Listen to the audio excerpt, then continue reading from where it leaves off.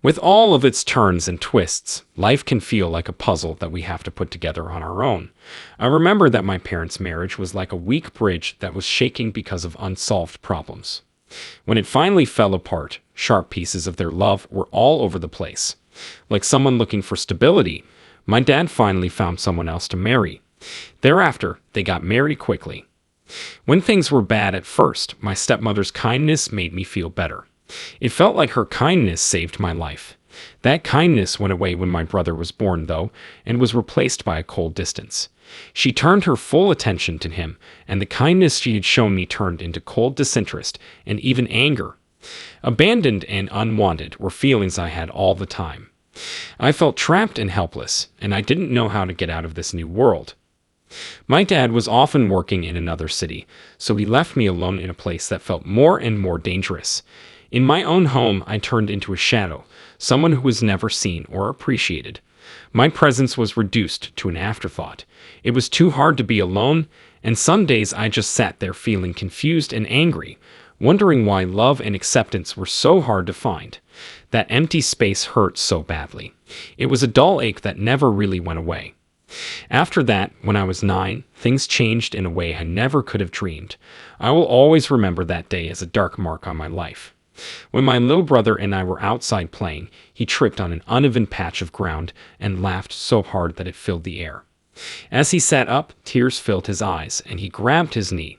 His small body hit the ground with a thud. He had a small cut on his hand that bled red, which was very shocking against his pale skin. When I saw it, I felt horrible fear. When we went back inside, I was met with anger that I couldn't understand. Furious, my stepmother stumped toward me with a wooden stick clenched in her hand. I tried to avoid her wild hits, but I wasn't quick enough. The blow hit me so hard that I fell to the ground. Without being able to breathe, I felt the world disappear, and my mind faded into the darkness. As soon as I got to the hospital, doctors were working hard to save my life, their hands working fast to start my heart beating again. Time seemed to melt away into nothingness. They tried really hard, but my heart wouldn't beat again. The word dead was used to describe me, but it felt like it belonged to someone else. I stayed, though. I saw it all happen from somewhere else, and at that very moment, I felt a deep peace. I felt a deep sense of relief that was like being hugged by the world. The pain and fear I had been carrying for a long time went away. Before that moment, my life had been a nightmare that I woke up from. Being cruel to me all the time in ways I could never understand had been my steady companion. I was once forced to eat dirt, which made me feel embarrassed and powerless. Scars on my body, like the burn on my right hand from a cigarette that my mean stepmother pressed into my skin, reminded me of how much pain I went through. The abuse memories kept coming back to haunt me, making me feel small, scared, and helpless. That hospital room was so painful and hard that it drained my power.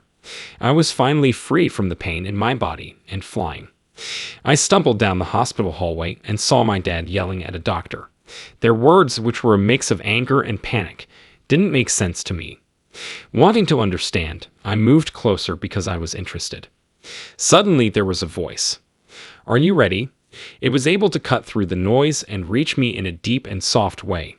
I didn't get it. Prepared for what? Who did they say to me? I had a lot of questions that made me feel both confused and interested. Again, the voice told me that many people saw him as a guardian angel or maybe a guide. There was then a figure coming out of the darkness. His presence was almost like being in heaven. It was like a light pulled me in. There was something calm and strong about him. You might be wondering, don't angels have wings? I blurted out because I was so interested.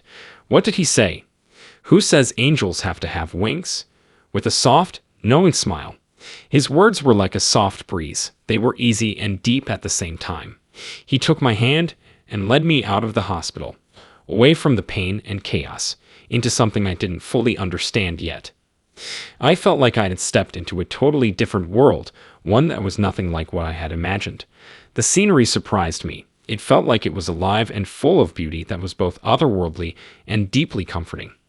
A tall, beautiful plant lay at our feet. Its golden leaves sparkled in the soft light, as if they were welcoming us. The soft swaying of the leaves cast a peaceful glow that lit up everything around us and made the room feel like a dream. Different from anything I had ever seen, these magical creatures roamed this world. Some were larger than people, with thin, graceful bodies and faces that looked almost ethereal. They seemed to defy gravity as they moved, floating through the air with ease. The light on their skin made it feel warm. As we went deeper, we met even stranger, less advanced-looking beings that captivated us just as much. They wrapped their bodies around us in a dance of strange, hard-to-define colors that seemed to go against the darkness around them. Even though it was dark, they did very well. Their voices were beautiful and high, like songs from deep in the water. Their tunes mixed with calls from far away, making a medley of sounds from another world. These things showed us the way to their nest, which was a maze of caves underground that got trickier as we went. Tiny living things lived here in the earth's depths in cracks that seemed to go on forever. Strange, see-through creatures with hard shells came and went in the shadows, disappearing as if they were part of the rock itself. I saw huge ancient creatures with huge shells slowly making their way through the passageways in other caves. They were eating the water plants that clung to the walls of the caverns. But the angel pushed me forward and led me to a place where I was in the presence of something much bigger than anything I had ever seen or known. I felt a wave of love that was so deep and pure at that moment that it swept over me. I had never felt love like that before, love with no conditions or standards. It was the love of God, which is endless and covers everything. I could feel how much He cared for me as He hugged me. His knowledge of my sorrow and pain was complete. He had been through it all. I had a lot of questions, so I asked Him why He hadn't stopped all the killing and pain in the world. He didn't answer, though. Instead, He just pulled me closer. I finally found the peace and comfort I had been looking for my whole life in His arms. His love wrapped itself around me like a warm blanket, taking away the pain and fear that were weighing me down. His hug was a promise that I would never be alone or in danger again. God said in a clear voice, "I know you want to stay here, away from the pain and suffering. But you have more time here. There are more things for you to do, more trips to go on, and more goals to reach. We want you to go back." His soft but strong words reminded me that I still had a long way to go on my journey. I was suddenly very angry and powerless. Like, how could I go back to the world that hurt and didn't know what would happen next?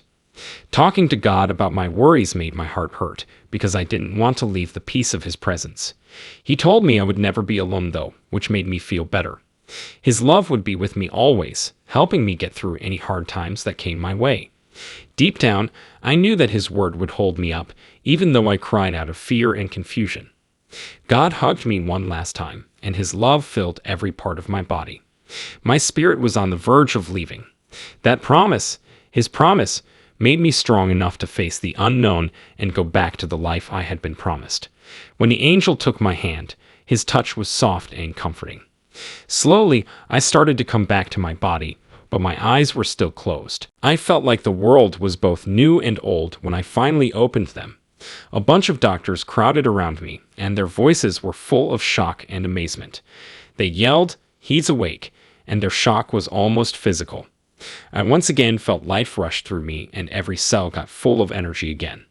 At that moment, I knew that God had given me a second chance, a chance to live, love, and do what He had planned for me. A police officer came to see me in my recovery room not long after that. It was explained that the doctor had told the police what had happened.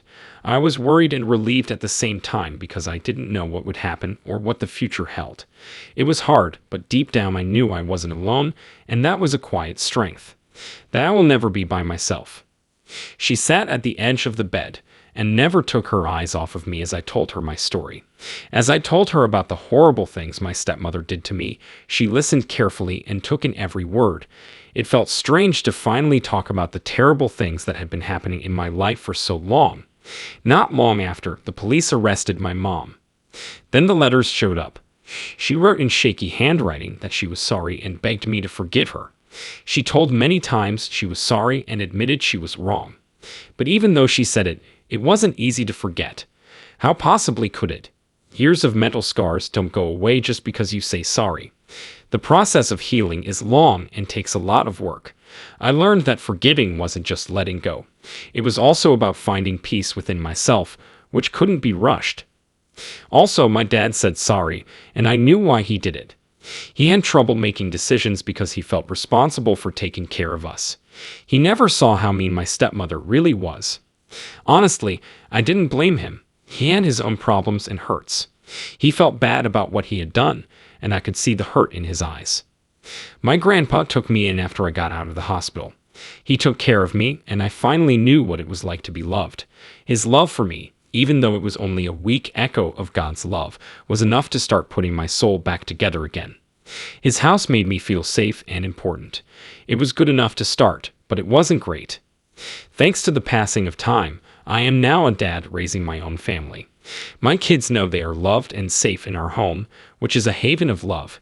Because I want to stop the circle of violence, I teach them that being kind and caring can solve a lot more problems than anger ever could. I've used everything I know to make a safe place for them to grow up where they know they are loved. Thanks to God's love and the help of angels, I am thankful. They taught me that even though things are hard, I am strong and can use that power to help others and build a life based on love and faith. This love runs through my family and affects every choice we make and every contact we have. It is what our lives are built on. Those who have been through the horrible pain of domestic violence know that you are not alone. Your pain and shame don't have to stay with you forever. You deserve to be free and get better. Abuse is not only wrong, it's also against the law. Legal protections are in place, and people are ready to assist you. Okay, now stand up. Fight to keep your honor and your happiness. Everyone has the right to live a safe life, and there are many people who will help you get your peace back.